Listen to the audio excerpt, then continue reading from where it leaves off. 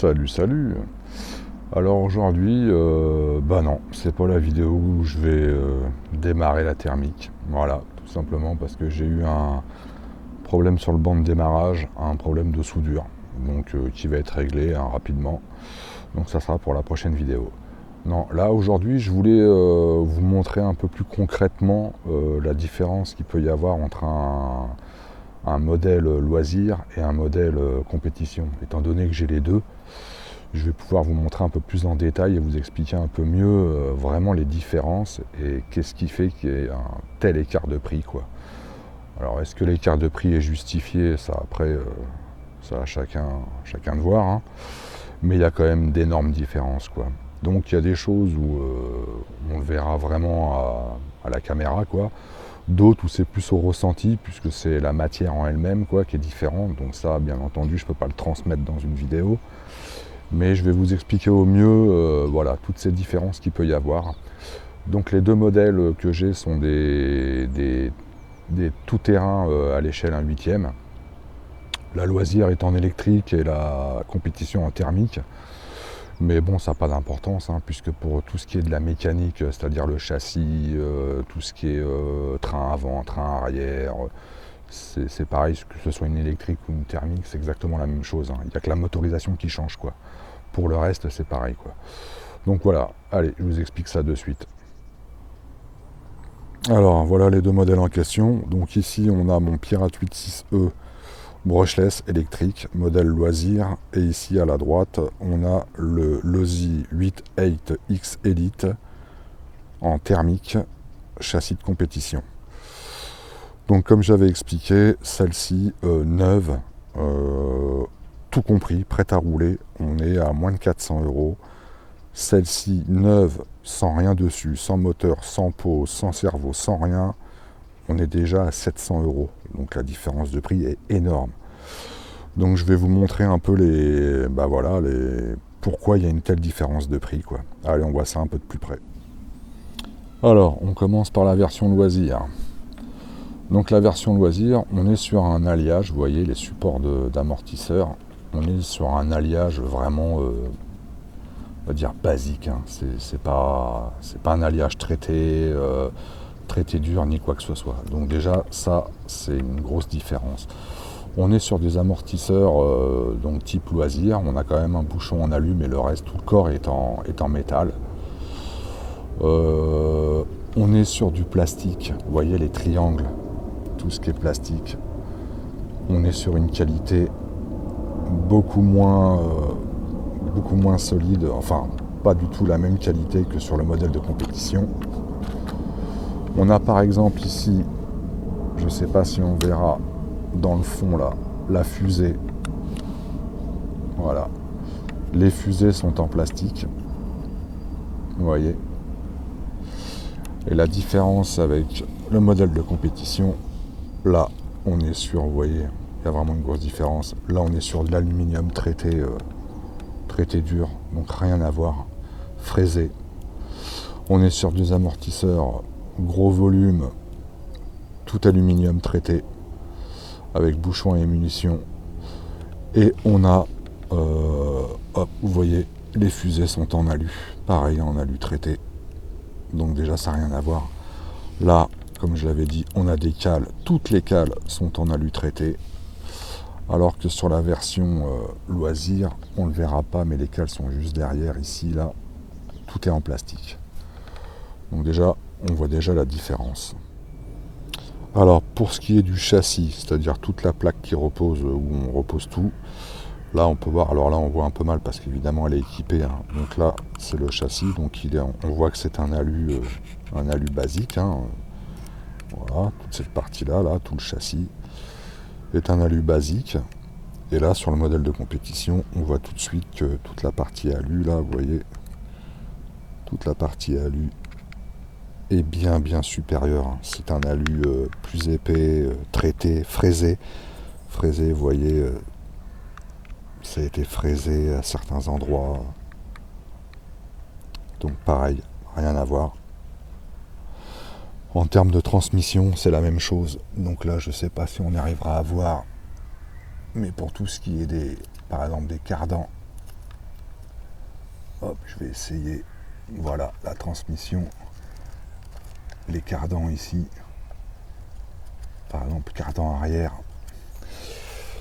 n'est pas du tout la même chose que sur le modèle de compétition. Sur le modèle de compétition, c'est des cardans carrément goupillés. Donc beaucoup moins d'usure. Alors pareil pour le cardan avant, mais là je pourrais même pas vous montrer, ça va être trop compliqué. Mais le cardan qui se trouve, je vais essayer. Ici en dessous là, c'est un cardan basique. Alors que là, je sais pas si on va bien voir. Mais là on est pareil sur des cardans qui n'ont rien à voir. Des cardans goupillés. Donc de grande qualité. Là, la plaque à l'avant, on est sur du plastique. Voilà. Là, on est sur de l'aluminium. Non, je vous dis des bêtises. Ça, c'est du plastique aussi. C'est du plastique, mais nettement de meilleure qualité. Rien à voir avec celui-là. Donc, toujours sur le train avant, on peut voir sur le modèle loisir les cardans de différentiel. Vous voyez, hein, c'est des modèles basiques. Et sur le modèle compétition, on est sur des cardans, voilà, rien à voir. Hein. Vraiment rien à voir. On est sur du cardan de grande qualité. Donc beaucoup moins d'usure, beaucoup plus costaud. Vous voyez, le cardan il est là.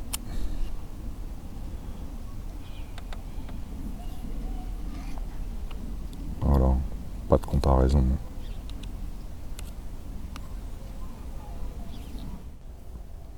Alors pour ce qui est du train arrière, c'est la même chose. Hein. Voilà, support d'amortisseur en alu basique sur le modèle loisir. Support d'amortisseur, vous voyez la différence. Hein. Voilà. Beaucoup plus solide, avec beaucoup plus de positions de réglage. Donc voilà, là ça c'est vraiment du costaud. Là on est sur de l'alliage qui va se plier facilement. Là pas du tout. Voilà. Donc pareil pour les triangles. Voilà, là on est sur du très bon plastique. En plus avec des renforts. Des renforts soit, comme j'avais dit, soit on peut les mettre en carbone ou soit en plastique ici. Alors là ici ils sont en plastique pour donner un peu plus de souplesse. Parce que le carbone c'est très dur. Voilà, alors qu'ici les triangles, donc le plastique est de moins bonne qualité, hein, et il n'y a pas du tout de. Voilà, pas du tout de renfort. Hein. Idem pour les amortisseurs. On est sur des amortisseurs sur la version loisir là, tout plastique. Ici, on est sur du tout aluminium. Avec les réglages, vous voyez, c'est un pas de vis en fait qu'on tourne pour régler la pression de l'amortisseur. Alors qu'ici, c'est des espèces de clavettes qu'on. Vous voyez, des clips quoi. Alors franchement, c'est pas si mauvais que ça, cette histoire de clips qu'on rajoute pour donner de la pression à l'amortisseur, comparé au pas de vis, bizarrement. Hein. Parce que ça, quand vous chutez et que si vous foirez le filetage à cause d'une grosse chute, et vous changez l'amortisseur. Alors que là, mine de rien, sur la version loisir, c'est peut-être moins fiable parce qu'on a plus de chances de les perdre.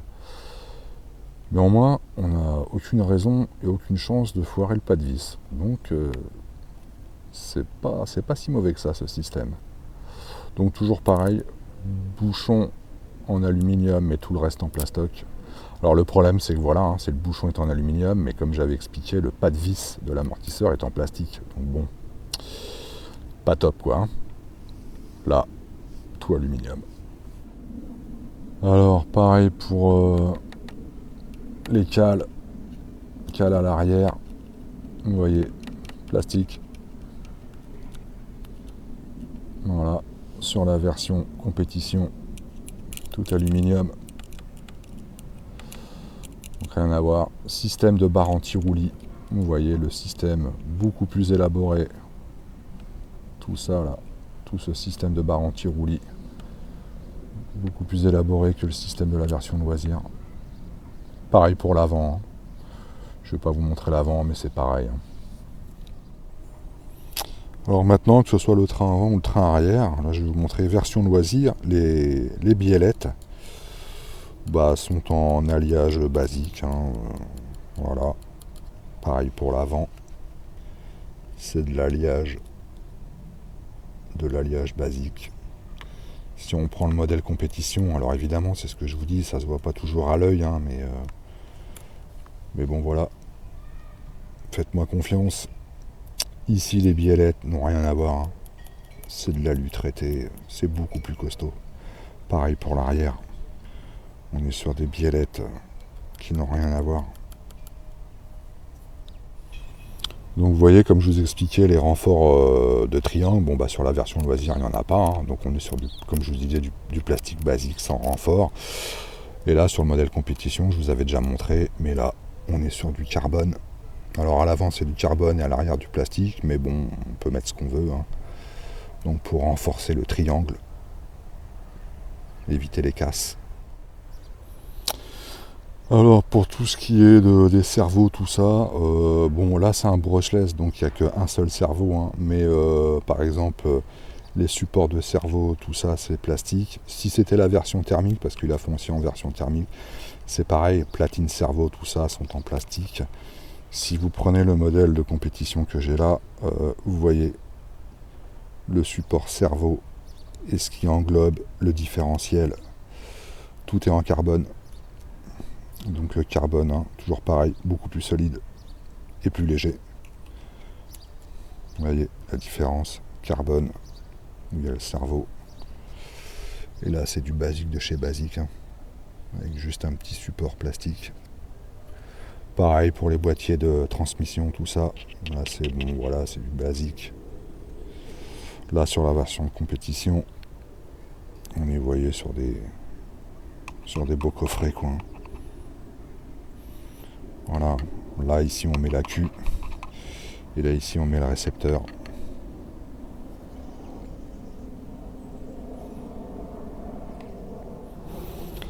Alors pareil sur le train avant, la barre à Karman. Vous voyez, aluminium basique. Voilà, sur la version de compétition, la barre à Karman, voilà, toujours pareil. Alu traité. Toujours pareil, beaucoup plus costaud.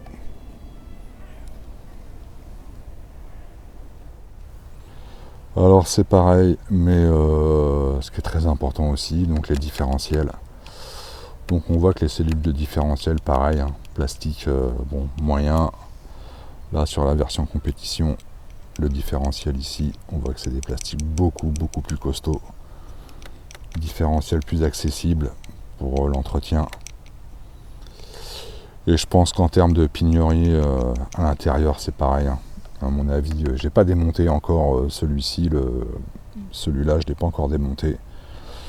Mais je pense qu'en termes de pignon, on est bien au-dessus sur la version compétition que sur cette version-là. Donc c'est idem pour les trois différentiels de chaque voiture. On est sur des corps de différentiel de bien meilleure qualité, quoi. Alors, autre point à mentionner, mais sur la version thermique, parce que sur la version électrique, il n'y a pas de frein. Le frein sur la version électrique, c'est le moteur qui fait c'est le moteur électrique qui fait le freinage, alors que sur la version thermique, on a des vrais freins. Donc là, je ne sais pas si on verra bien, mais voilà, là ici, nous avons des freins à disque. Donc des disques à l'intérieur, là, et des plaquettes de chaque côté. Et on en a, là on ne le verra pas parce que c'est caché par le cache du différentiel, mais on a donc des freins à disque arrière et de l'autre côté à l'avant aussi, donc garniture et disques de frein. Alors pour conclure cette vidéo, est-ce que la différence de prix est justifiée? Après à chacun de voir. Moi je sais que personnellement j'irai pas neuf, j'irai pas acheter un châssis à 7 ou 800 € sans rien dessus neuf, parce que c'est quand même un sacré budget quoi. Par contre, d'occasion, si vous savez à qui vous l'achetez et comment la voiture a été entretenue, ouais, pas de problème. Vaut mieux tourner sur un modèle de compétition, c'est beaucoup plus fiable. Petite précision, le modèle de loisir, la voiture électrique, le Pirate 86E, date de 2000, je crois que sa sortie était en 2017, il me semble 2018.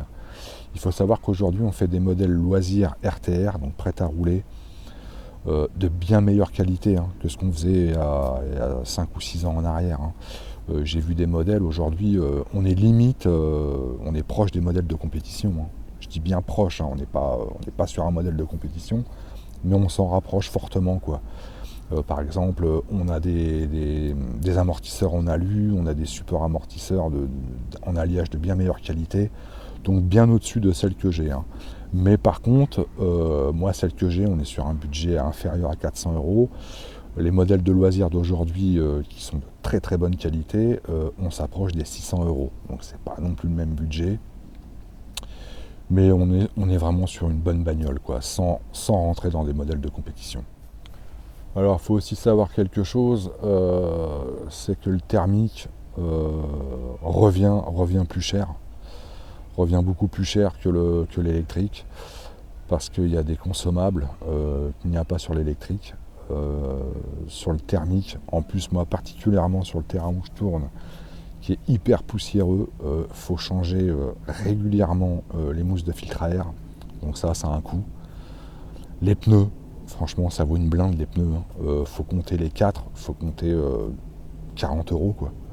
40 € les 4 pneus, à savoir que si vous roulez vraiment à fond, vous pouvez dans la journée les bouffer, voire même 2 trains de pneus bouffés dans la journée. Donc c'est un sacré budget. Donc ça c'est valable pour les deux, que ce soit loisir ou compétition. Les pneus, bah voilà, c'est une usure. Donc c'est suivant les gommes, la dureté des gommes, tout ça. Bon, après il y a plein de choses à savoir. Mais bon, le thermique coûte beaucoup plus cher parce que voilà, les filtres à air, faut les changer. L'essence coûte très cher. L'essence, je vous donne un ordre de prix, le bidon de 5 litres, c'est entre 40 et 50 €. Donc vous voyez, 5 litres, 40 et 50 € quoi. C'est énorme. Alors que l'électrique, une fois que vous avez acheté vos packs d'accu, vous n'avez plus qu'à les recharger, c'est bon quoi. Je veux dire, ça ne vous coûte plus rien. Donc si je devais conseiller un véhicule pour un débutant aujourd'hui, si c'est une personne qui n'en fait pas dans un club, c'est-à-dire qui en fait chez lui, dans un champ, dans la forêt ou peu importe, et que c'est vraiment un débutant, franchement, électrique. Il n'y a même pas à réfléchir. Il faut prendre une électrique. En termes d'entretien, ça n'a rien à voir. Il y a juste des accus à recharger, il n'y a pas de problème moteur. Électrique. Maintenant, si vous faites partie d'un club et que vous débutez, chacun voit quoi. Moi perso, je préfère largement le thermique, mais j'en ai fait, j'ai fait que ça, j'ai fait que du thermique. Donc il faut quand même avoir des connaissances en moteur, en réglage, tout ça. Mais l'avantage d'un club, même si vous êtes débutant, c'est que si vous êtes dans un club, vous êtes entouré de gens qui s'y connaissent, qui peuvent vous aider, vous faire évoluer. Donc vous pouvez choisir l'un ou l'autre, quoi. Voilà, mais si vous n'êtes pas dans un club, dans le thermique, faut oublier, je crois. Ça revient beaucoup trop cher. Et puis, trop de galères. Alors, voilà, fin de vidéo. La prochaine, ça sera bien évidemment le démarrage du châssis thermique que je viens d'acheter. Voilà, comme je vous ai dit en début de vidéo, j'ai eu un petit problème sur le banc de démarrage qui doit être réglé là, donc c'est bon. La prochaine, on fera ça. On démarre la thermique et puis on finit le rodage ensemble. Et puis on voit ce que ça donne, quoi. Allez, à bientôt.